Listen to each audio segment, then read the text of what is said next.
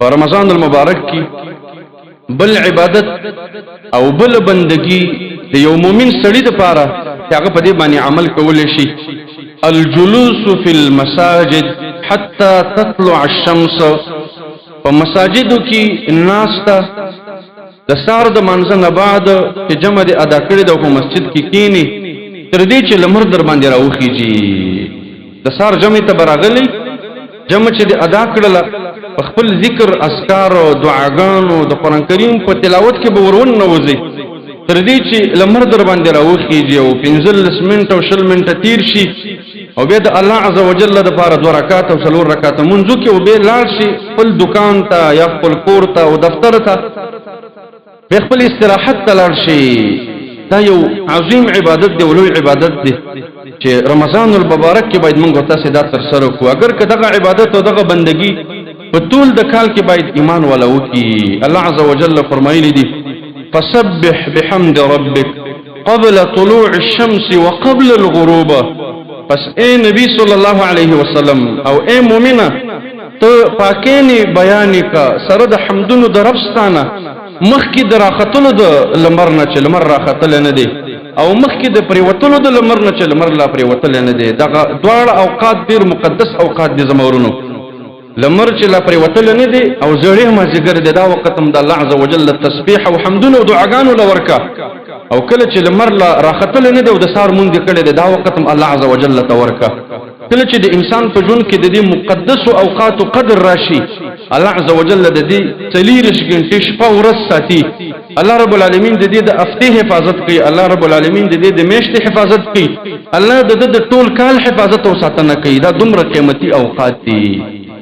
رسول الله صلی الله علیه وسلم په بارک راغلی دي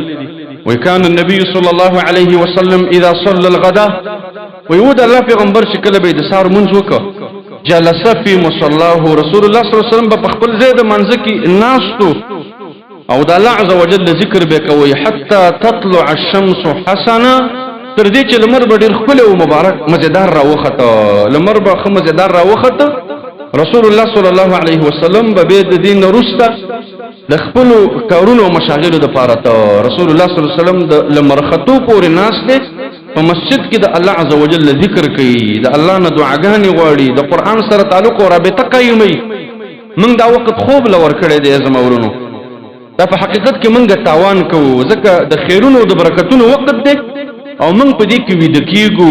کله به زمونږ ضرورت وي او کله به زمونږ ضرورت نه وي که ضرورت دی خو خوب دی او که حاجت دی ضرورت دی او موږ به ضرورت خوبونه کوو به ضرورت دا معنی چې د ورځې موږ سره د کېدلو وخت شته دی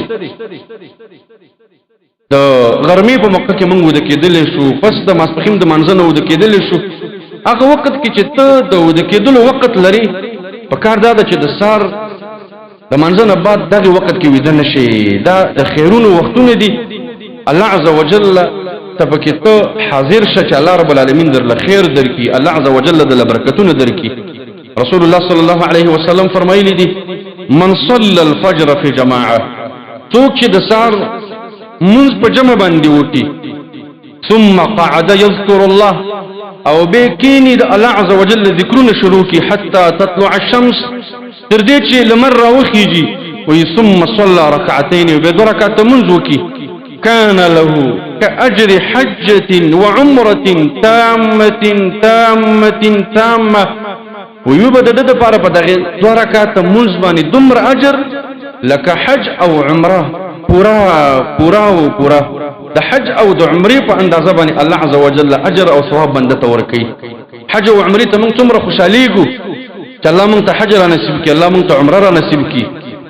ولې هغه چې د حج او د عمره اجر او ثواب د تفکلی او کور کې ملاويږي موږ تاسو پاره کې په رغبت یې موږ پاره کې مين نه لرو موږ پاره کې محبت نه لرو راځي چې د دې اجرونو رغبت او مين ولرو د دې التزام وکړو الله عزوجل بحقيقه حجر نصیب کی ان شاء الله الله عزوجل بحقيقه عمره نصیب کی ځکه الله عزوجل به مونږ کې وګوري چې د دې شخص د حج او د عمره اجر او ثواب خوښ دی نو راځي چې حقیقتا حج ته بوزم او حقیقتا عمره ته بوزم رسول الله صلی الله علیه وسلم فرمایلی دي وی الله عزوجل ویلی دي ابن ادم اید ادم اولاده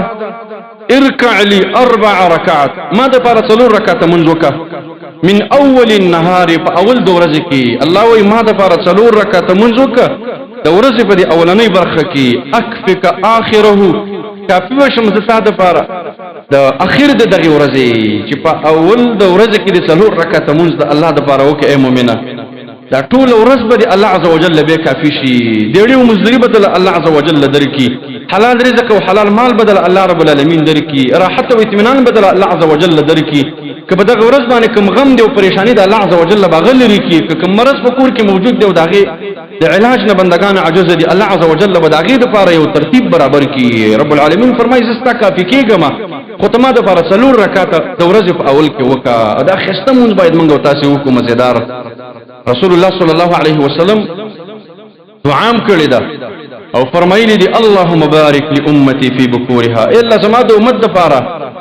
برکت واچو په سحر وختي د دوی کې کله چې سحر وختي ته د الله عز وجل عبادت او د الله بندګۍ وکړلې